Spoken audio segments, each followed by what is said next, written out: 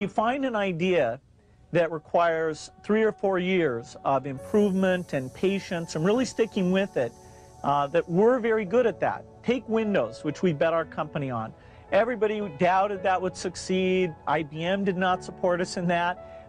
It took longer than we expected, over 4 years before finally graphical interface got popular, and now people take it for granted. It's part of every personal computer, and you just expect it to be there.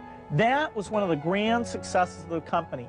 In the same way, we're betting on the internet, that our tools there will be popular, and that a few of these content plays that we've decided to get involved in, that the scale and the users will make those into great businesses. My calendar gets very full with those, and then at night, after the kids have gone to bed, I'm on email a great deal. I get messages during the day. That's my chance to give long responses. And then over the weekend, I send a lot of mail as well. I take 2 weeks a year to just go off and read and think, where I'm not interrupted by work or anything else. I'm just solidly trying to think about the future, and people get to send me things to read as part of that so-called Think Week. So it's a nice mix of things.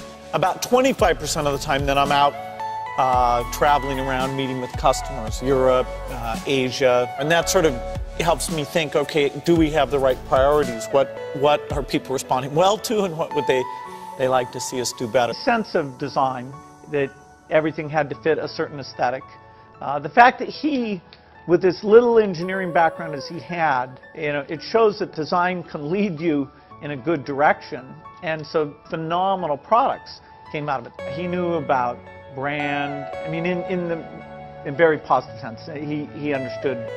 He had an intuitive sense for marketing that was amazing. You can't just keep doing the same old thing you were doing before. You have to take your skills and attack the new frontiers.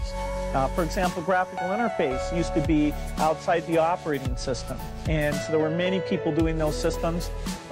Windows came out ahead there, and now it comes with the operating system. Likewise, the browser is something that Netscape looked at turning the browser into an operating system, and we looked at taking our operating system and building the browser in an integrated fashion. And so that was a good example of the kind of competition that spurs this business. Hello, I'm Bill Gates, Chairman of Microsoft. In this video, you're going to see the future, Windows. Microsoft first came up with the Windows concept back in 1983. And today, the leading software users have switched into the Windows environment.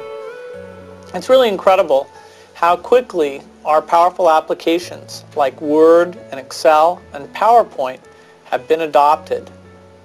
It's not just Microsoft applications. Even companies like WordPerfect and Lotus have now come out with Windows applications. And every week we see new innovative work. It's really attracting all the innovation in the industry. We predicted this a long time ago, and now it's the future. You've got to enjoy what you do every day. And for me, that's working with very smart people.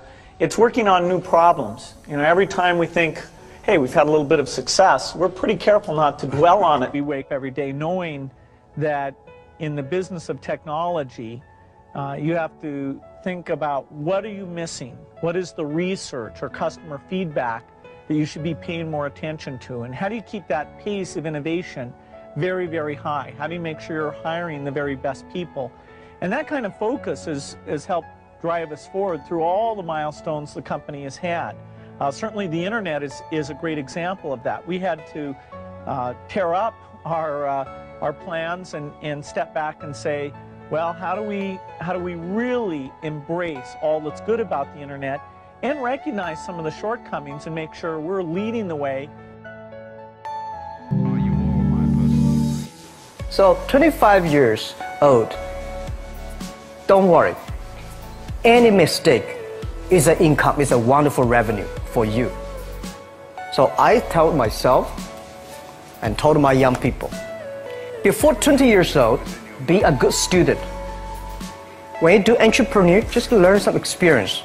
Before 30 years old, follow somebody. Go to a small company. Normally in a big company, it is good to learn processing. You are a part of a big machine. But when you go to a small company, you learn the passion, you learn the dreams.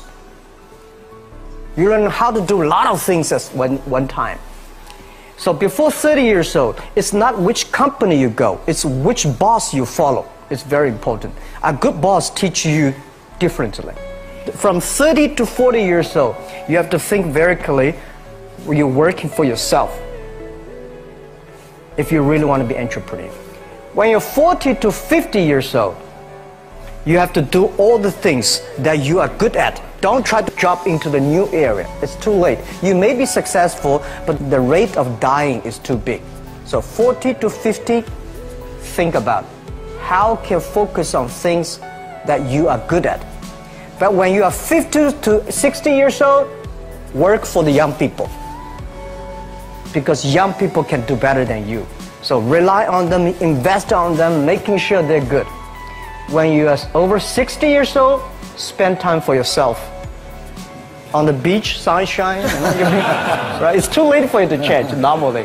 My advice to the young people, 25 years old, make enough mistakes. Don't worry. You fall, you stand up. You fall, you stand up. Enjoy it. I mean, 25 years old, enjoy the show, enjoy the show.